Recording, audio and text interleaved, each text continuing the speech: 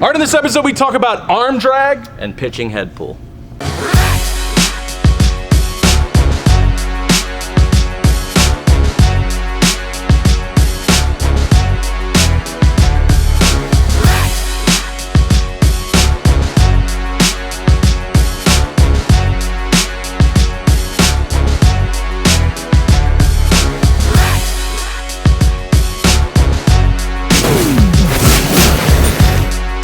All right, Brent Porcio, Michael Linsky, Stephen Godani here at the @Top Velocity hashtag Pitch Tip Show. We go Twitter, Facebook, Instagram, Snapchat @Top Velocity hashtag Pitch Tips. You ask your question, we answer on the show. Baseball tips.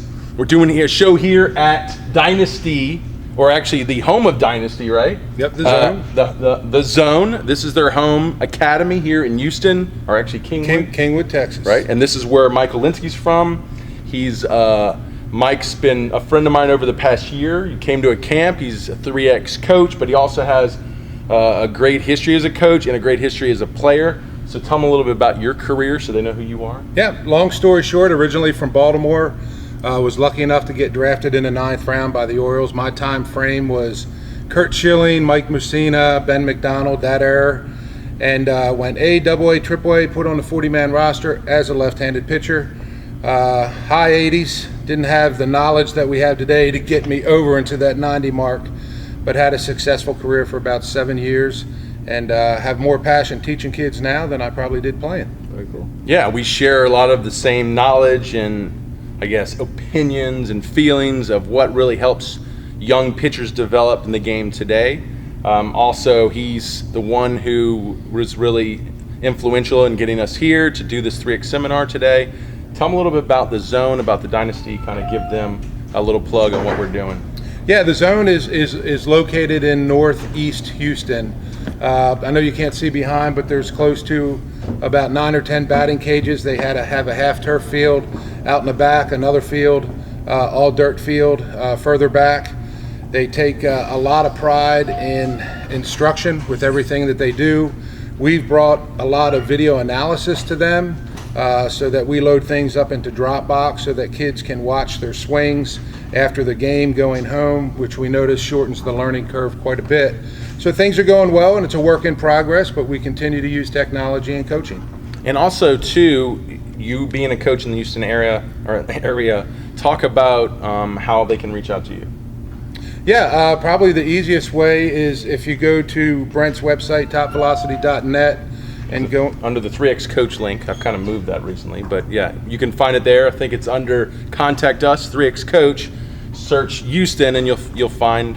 There's about three of us out here. Yeah, that are all working. Yeah. And then also put your other domain. Then I have HoustonYouthBaseball.com. Awesome. I also want to drop one more thing. Rich with the King of the Hill sent us some great King of the Hill plates, which are a big part of the 3X programs. So I want to thank to Rich for sending out those plates. If you don't have those plates, you can go to topvelocity.net. Under products, look at the 3X Velocity Development Kit, King of the Hill plates, or the King of the Hill program, and you'll learn more about the plates, which are really instrumental in teaching the lower half. Tell me a little bit, have you tested it out yet? Yeah, I did. And you know what I really like about this piece is that it doesn't force your back leg into the position. It lets you know when you yourself put it in the right position with an audible click. So I'm going to work with Brent. He has 6 to 8 exercises that you have working with that plate? Probably, yes, at least to start with, but we can make even more. There's variations that we can build in. But the beautiful thing about it is that the players that use the plate, they will get rewarded at the right time when they hear that pop. Rather than the apparatus forcing their leg into it, the player actually has to do it themselves, understand what their body mechanics has to do to get that plate to pop, and then they start to realize, oh, that's what I need to start doing every time as my front foot opens up into foot plant.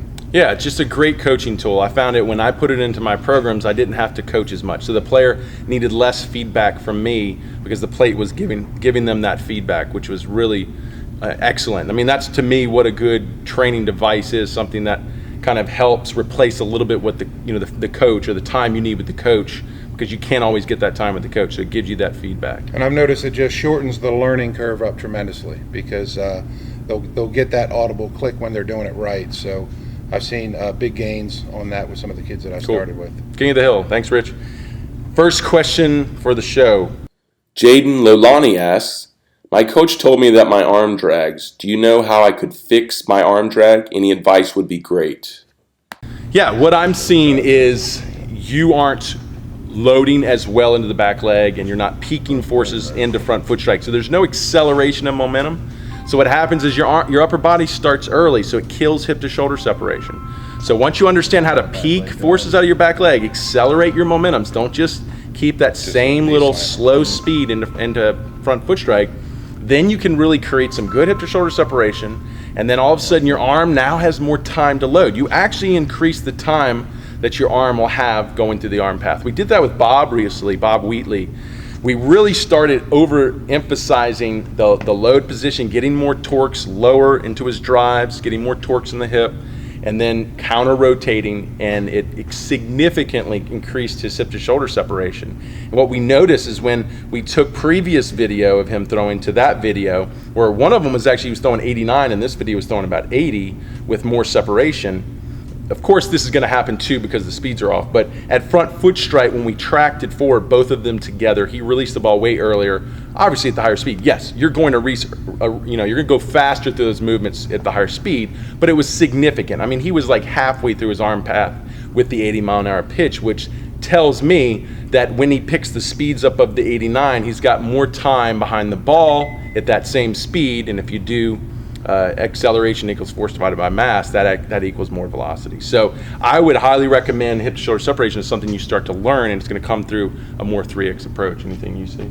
Yeah, I mean, just one of the things that I've encountered is at foot plant, I see a lot of the kids already at a full cock position, and one of the things that I would do that I noticed that they weren't getting their body going forward to the plate. They weren't getting that momentum going. Once we started driving with the hips and getting that early movement, it seemed to bring their arm into that better position right at the quarter cock when they land, just because they didn't allow their arm, they were quicker to the plate, which didn't allow their arm to get all the way up here, but we want it down here at foot plant. And just by working on the hips and getting the body, that helped that tremendously. Cool. What'd you say? Just reiterating the same kind of thing. It's just I see that it's just very vertical back leg, not really getting a load into his back leg drive. So really just focusing on loading the back leg, being able to drive out of that, and then countering that into hip to shoulder separation is going to help you a lot, because right now it's all just very vertical in the front foot, and then as you're saying, the arms dragging behind. So really just work on your lower half power. Yeah, so everything upper body's going early, and that's what your body's going to do. If it doesn't have the lower body power, it's going to try to overcompensate. It's going to be like, okay, well, I've got to have to do more of this work, so I'm going to go early and I'm going to go aggressively, and then you're more over body or your upper body dominant in your throws, and that's going to not give your arm the time to go through the path, and then that's that arm drag, or hyperangulation is the more scientific term. So good question. Next question. Jared Morris asks, what causes head pulling that then results in losing the target in pitching motion? Okay, Jared, it's going to go along the lines of hip to shoulder separation, because head pulling is overcompensation. So let's just look at it this way. If I don't generate the force in the lower half, I don't generate the momentum, I don't generate the power, and I hit front foot, well, what's going to project my upper body forward is, at that point when you have no energy, is going to be something to help you overcompensate for that loss. So things that will pull us forward, it will be the glove side. I can pull myself forward with the glove side. I can, crunch down with my trunk, which would be oblique, really pulling hard with the oblique. I could even swing the head across my body. So that's typically the head pulling. From a front position right here, this would be pulling the glove side too hard. Studies show low velocity pitchers have more left to right movement on the horizontal plane. So they're trying to pull like this because they're overcompensating. And a high velocity guy, his trunk is launching forward, so he's just turning it over.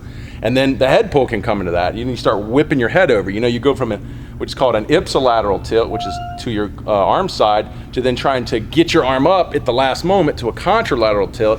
And then that's more overcompensation, trying to pull your arm through or abduct your arm through the arm path. So that is what they mean by head pulling. And of course, if my head's moving left to right like this and pulling off really hard, I'm not going to be able to see the pitch. It's going to affect my precision because my head is all over the place, when obviously if your head is more stationary, which if you're more linear and you separate and you don't have to overcompensate and your trunk is just catapulting forward because of all that energy, then everything's going to keep going to the target, and your head's going to stay in line with the target, and things are going to be easier to locate because everything's moving perfectly to that target. Anything you guys want to add? I just compare it to a hitter, where a hitter doesn't use his hips and he uses everything but his upper body. He'll hit the ball, but he's not going to hit the ball where he starts from the bottom up, where he really gets his hips in, and that's what happens in pitching. It starts from the bottom up. When you start head pulling, it's just like a batter swinging with their upper body and they're not using their hips. So you have to remember, it's a chain from the bottom up to the top. If you feel yourself pulling out, that's because we probably didn't get too strong with the body, or we pulled that front side out before the front foot landed. Perfect. What do you say?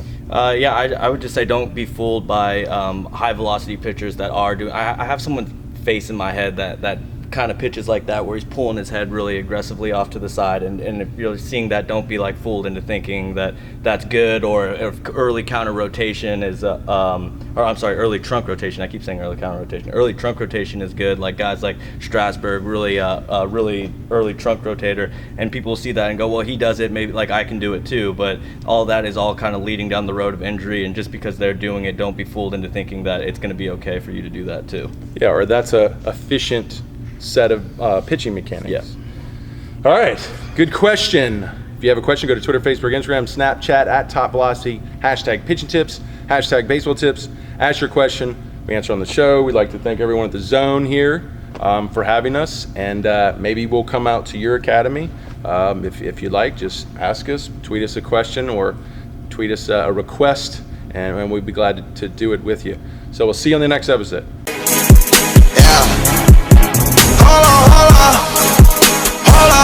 We them boys. Holla, we them boys.